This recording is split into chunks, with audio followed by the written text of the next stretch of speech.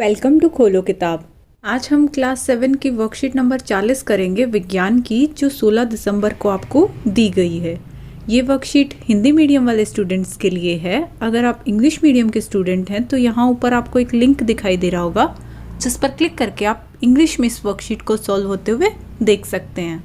ऊपर यहाँ आप अपना नाम लिखेंगे, यहाँ कक्षाध्यापक का नाम हो जाएगा। अगर आप चैनल पर नए हैं तो पहले चैनल को ज़रूर सब्सक्राइब कर दें और वीडियो पसंद आए तो लाइक एंड कमेंट करना न भूलें। चलिए देखते हैं क्या दिया हुआ इस कार्यपत्रक 40 में हमें। गति एवं समय। पिछली वर्कशीट में भी हम यही चैप्टर पढ़ रहे थे अपनी विज्ञान की पाठ्य पुस्तक का। अब हम आज इसके अंदर क्या पढ़ेंगे? समय का मापन। समय कैसे मापते हैं, कितना समय हो गया, आप कैसे बताते हो। रवि एक लंबे अंतराल के बाद अपने विद्यालय जाने के लिए तैयार हो रहा था। उसकी नज़र बार बार दीवार घड़ी पर जा रही थी। रवि काफ़ी टाइम बाद अपने स्कूल जा रहा है तो वो बार बार दीवार घड़ी की ओर देख रहा है। प्रश्न क्या दिया हुआ है? रवि दीवार घड़ी में बार बार क्या देख रहा था? अब घड़ी के अंदर आप क्या देखते हो? दीवार घड़ी के अंदर समय को ही देखते हो ना, टाइम ही देखते हो। वो भी काफ़ी टाइम बाद स्कूल जा रहा है तो बार बार घड़ी में देख रहा था कितना हो गया, टाइम कितना हो गया। फिर उसको स्कूल के लिए निकलना था तो क्या देख रहा था बार बार? वो क्या लिखोगे आप? समय। नेक्स्ट सेकेंड क्वेश्चन है, रवि और किस तरह से समय का पता लगा सकता था? एक तो वो दीवार घड़ी में देख रहा था, और कैसे पता लगा सकता था कि क्या समय हो गया? अब दीवार घड़ी के अलावा हो सकता है उनके घर मेज घड़ी हो, वो उसमें भी टाइम देख सकता था, या उसके पास कलाई घड़ी हो उसमें भी टाइम देख सकता था। मोबाइल में भी आप टाइम देख सकते हो समय को। तो आप इसके आंसर में क्या क्या लिख सकते हो? मेज घड़ी, कलाई घड़ी, डिजिटल घड़ी, मोबाइल फ़ोन, कंप्यूटर आदि, इन सब चीज़ों का भी इस्तेमाल किया जा सकता था रवि के द्वारा समय का पता लगाने के लिए। अब आगे लिखा हुआ है, प्रकृति में बहुत सी घटनाएं निश्चित अंतरालों के पश्चात स्वयं दोहराती हैं।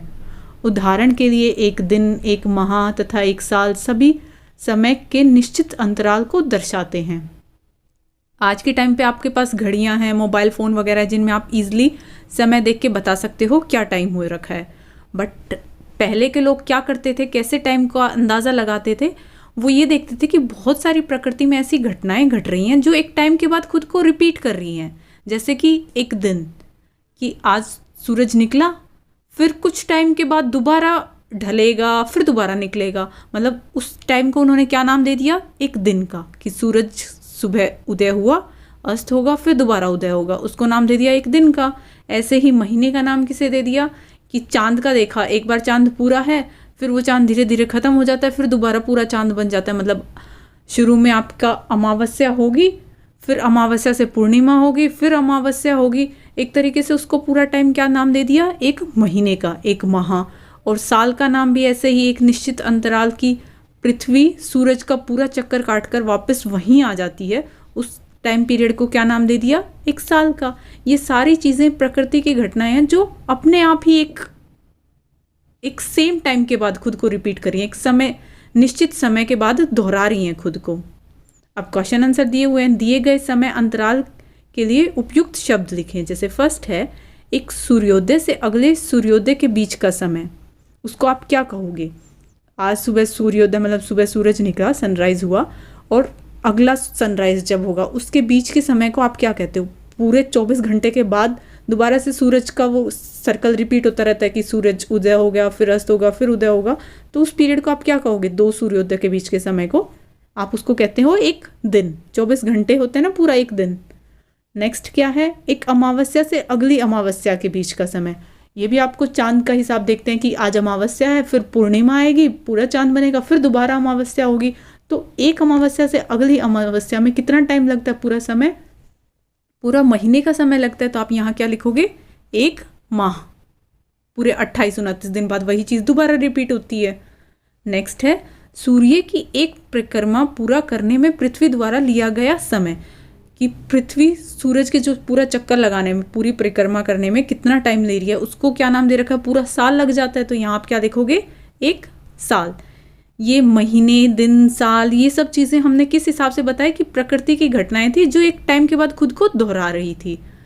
आज के टाइम पे आपके पास घड़ी, मोबाइल फ़ोन, कंप्यूटर है, आप इजीली टाइम देख के वहाँ से बता देते हो। पहले के लोग ऐसे ही अंदाज़ा लगाते थे कि आज ये दिन होगा, महीना चल रहा है, साल चल रहा है, उस हिसाब से ही वो लोग डिसाइड करते थे। अब दिन का भी अगर एक पार्ट देखना हो कि सूरज निकला और अगला सूरज निकला, वो दिन का तो हिसाब उन्हें हो जाता था, पर उस दिन का भी कुछ पार्ट बताना हो कि अब क्या टाइम हो रखा है दिन का, उसके लिए फिर क्या चीज़ यूज़ करनी स्टार्ट करी, बाद में घड़ियाँ बनाई गई और कई तरीके से वो किस बेसिस पे काम करती थी वो आपको यहाँ एक्सप्लेन किया हुआ है।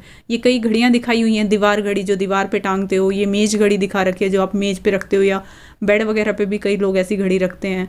और ये डिजिटल घड़ी दिखाई हुई है जिसमें ऐसे डिजिटल वे में आपका टाइम लिखाता है कि 3:25 बज गए हैं, यहाँ आपका टाइम दिखा रखा है, ये दिखा रखा समय मापने की सबसे सामान्य युक्ति घड़ियाँ हैं। वही चीज़ बताई हुई है कि दिन का भी अगर आपको छोटा हिस्सा बताना हो तो आप समय इन घड़ियों की हेल्प से बताओगे क्या हुआ है।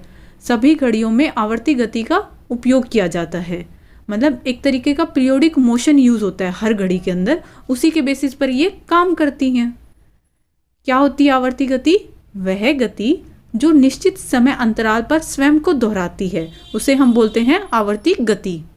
उदाहरण के लिए सूर्य के चारों ओर पृथ्वी की गति या झूले की गति इत्यादि ये चीज़ें अपने आप को एक टाइम के बाद दोबारा रिपीट करती हैं कि सूरज यहाँ है, पृथ्वी ने यहाँ से स्टार्ट किया, पूरा चक्कर लगा के वापस वहीं आएगी, एक पूरे निश्चित टाइम के बाद दोहराएगी फिर उसी चीज़ को। ऐसे ही झूले का आपने झूला देखा होगा, एक बार पीछे मूव करेगा आगे जाएगा, पीछे आगे, ऐसे वो अपनी उस चीज़ को एक निश्चित समय में दोहराता रहता है। इन सब में क्या यूज़ हो रही है, कौन सी गति? आवर्ती गति। आवर्ती गति का एक चिरपरिचित उदाहरण सरल लोलक है। सरल लोलक मतलब सिंपल पेंडुलम, सरल लोलक सिंपल पेंडुलम। ये आपको दिखाया हुआ है कैसे बनाते हैं कि एक किसी सपोर्ट के साथ आप एक धागे से नीचे एक गोलक को टांग देते हैं और इसको ऐसे मूव करवाएंगे, यहाँ से ये इधर की साइड, फिर ये इधर वापस इधर आएगा, फिर इधर जाएगा, फिर वापस इधर आएगा। जो ये पूरा टाइम लेगा यहाँ से यहाँ वापस उसी जगह पे आने में, जैसे अगर हम यहाँ बी से स्टार्ट करें, बी से ये ए तक जाएगा, फिर वापस बी तक आएगा, तो जब आप इसको नोटिस करोगे सेम ही समय लेगा। अभी इस वर्कशीट में आपकी सरल लोलक के बारे में सिर्फ इतना ही बताया हुआ है कि ये सरल लोलक दिखाया हुआ, नीचे एक गोलक ऐसे मेटलिक बॉल टांग देते हैं थ्रेड के ऊपर और इसको ऐसे ऐसे मूव करवाते हैं। आपकी बुक के अंदर ये पूरी एक्टिविटी दी हुई है जब आप खुद से मेज़र कर सकते हैं कि क्या सही में यहाँ बी से अगर ए पे गया और वापस बी तक आया सेम टाइम ले रहा है या अलग ले रहा है। आप एक स्टॉप वॉच लेके और उसको मेज़र कर सकते हो सकता है आपकी नेक्स्ट आने वाली वर्कशीट में इस एक्टिविटी को करवा भी दिया जाए। अभी हम क्वेश्चन देख लेते हैं क्या दिया हुआ है। सूर्य के चारों ओर पृथ्वी की गति डैश गति का उदाहरण है।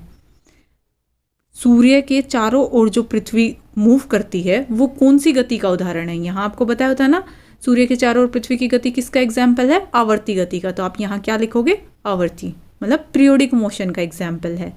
नेक्स्ट पूछा हुआ है आवर्ती गति से आप क्या समझते हैं? क्या होता है पीरियोडिक मोशन? कि एक निश्चित टाइम के बाद खुद से ही वो चीज़ रिपीट होगी एक पर्टिकुलर टाइम के बाद। ऐसा नहीं है कि एक बार ज़्यादा टाइम लेगी एक बार कम, एक निश्चित टाइम के बाद वो चीज़ खुद को रिपीट करे, उसे ही हम बोलते हैं आवर्ती गति। जो यहाँ लिखा हुआ था वह गति जो निश्चित समय अंतराल पर स्वयं को दोहराती है उसे हम आवर्ती गति कहते हैं। तो यही आप नीचे लिखेंगे, वह गति जो निश्चित समय अंतराल पर स्वयं को दोहराती है आवर्ती गति कहलाती है। इसी के साथ ये वर्कशीट आपकी कंप्लीट हुई। मिलते हैं नेक्स्ट वीडियो में अगली वर्कशीट के साथ। Don't forget to like, comment, share and subscribe the channel. Thank you.